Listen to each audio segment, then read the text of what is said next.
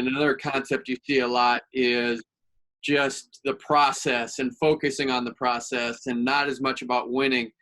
Does that seem like a new concept for you that's just been perpetuated over the years? I don't want to say that I knew all that stuff before, but I think kind of just naturally. That's I remember when I was in college, my mom always sent me these Reader's Digest clippings and all that stuff. My dad was like a Farmer's Almanac kind of guy. And my mom was like always sent stuff about like the journey and like focus on the journey, and didn't always buy into that. But I think as a coach, winning is really important. It's really important. But you can't always control that. And so like the process, my assistant coach, Tyeustis, who I believe is the best assistant coach in the country, and I'm really grateful to have him with us. We're both dads. We're both extremely process oriented, really want to win, but we really stress following the process. And it sounds cliche, but I think it's really important that, we talk a lot about being the best version of themselves on a consistent basis, and that's not easy to do. And I don't know too many people that have ever had they've done everything right for 24 hours a day. And I think that's the goal. And I think everything else kind of takes care of itself.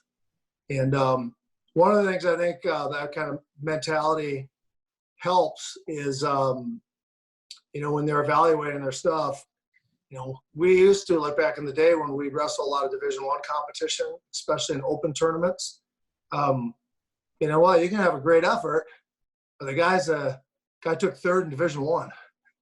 And so you kind of, when you evaluate your performance, there's a lot of takeaways if you focus on that. And that's why I think it's important to put a little distance, a little space between after you get done competing, whether you got your hand raised or not, put a little space in there and kind of get the emotion out of there, be a little stoic, and focus on like the hard truths, and then you actually grow.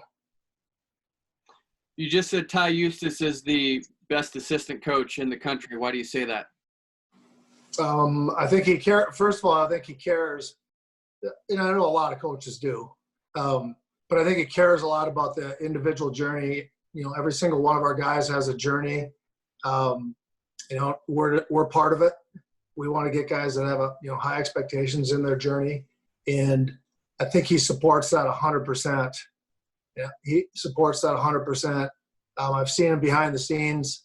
Ty was my assistant coach, my grad assistant, like 13 years ago, and I've seen him develop, through a lot of experiences, coaching with Mike Duro and being at South Dakota State, being a head coach at Iowa Lakes, and working J-Rob camps being the head of J-Rob camps for 5 years. Kind of a little bit of more of a worldly view. This time around, we've been together the last 3 years, and I'm really glad I have him as my partner going through this thing. And he's one of 2 Midlands champions that coach in Division II. Do you know who the other one is? I do not. I wouldn't even have a guess, really. Head coach at San Francisco State, wrestled at Northwestern. Oh, Jason Welsh? You got it. Man. You got it. We went out there this past year to wrestle some duels at San Francisco State. And we were out there the day before. Jason doesn't live too far from the ocean. And he kept wanting us to come over and surf, me and my son. And the sun was going down. He goes, "You guys coming?" And we weren't planning on it. We get there, and I didn't see very much of a sun left, but they just got wetsuits on, my son and him and a couple of his buddies, and they sprinted across the highway. And they were out there, and I don't even know what went on, but he's a really cool dude.